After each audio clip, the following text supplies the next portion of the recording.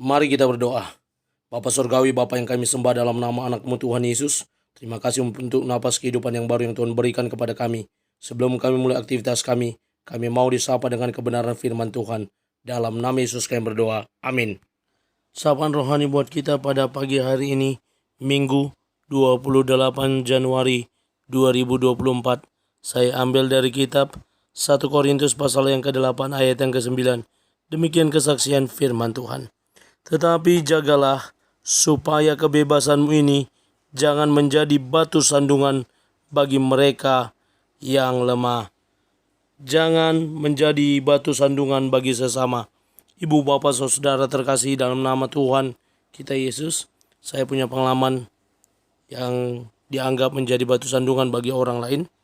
Dulu ketika saya lama di Jakarta dan karena sering ibadah di gereja karismatik, lalu saya mengambil keputusan untuk tidak makan darah. Dan itu terbawa sampai ke Batam, bahkan sampai saya sudah berkeluarga, bahkan sampai saya sudah sekolah teologi pun masih terbawa-bawa. Dan sering sekali di pertanyaan ketika ditanyain ada yang tidak makan darah, maka saya mengatakan saya tidak makan darah. Dan ini berlanjut sampai saya juga sering dengar komentar-komentar, kok HKI tidak makan darah. Sampai di suatu ketika saya ketika berada di rumah seorang pendeta HKI, tapi bukan pendeta resort kami.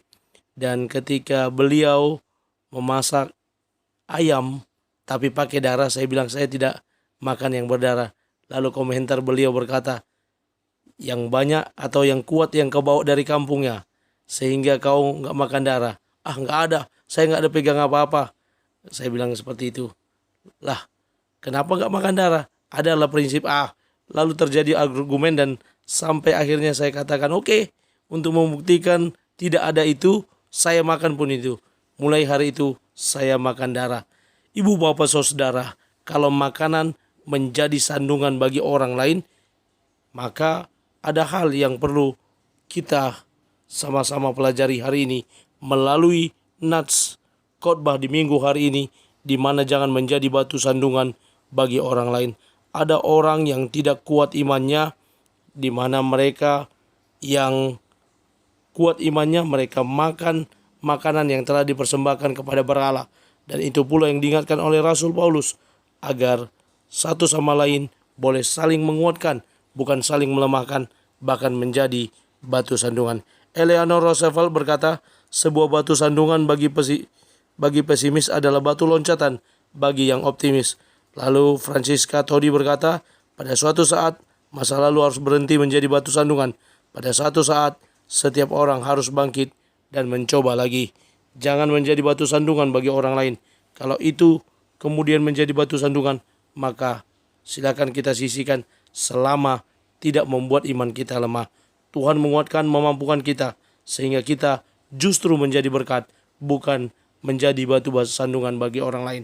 Amin, kita bersatu dalam doa. Terima kasih Bapa untuk firman-Mu, mampukan kami menjadi pelaku kebenaran firman Tuhan, yang terus bertumbuh di dalam Tuhan, yang terus maju bersama dengan Tuhan. Kami mulai hari ini, dalam nama Yesus kami berdoa. Amin. Selamat beraktivitas dan selamat beribadah nantinya. Tuhan Yesus memberkati. Shalom.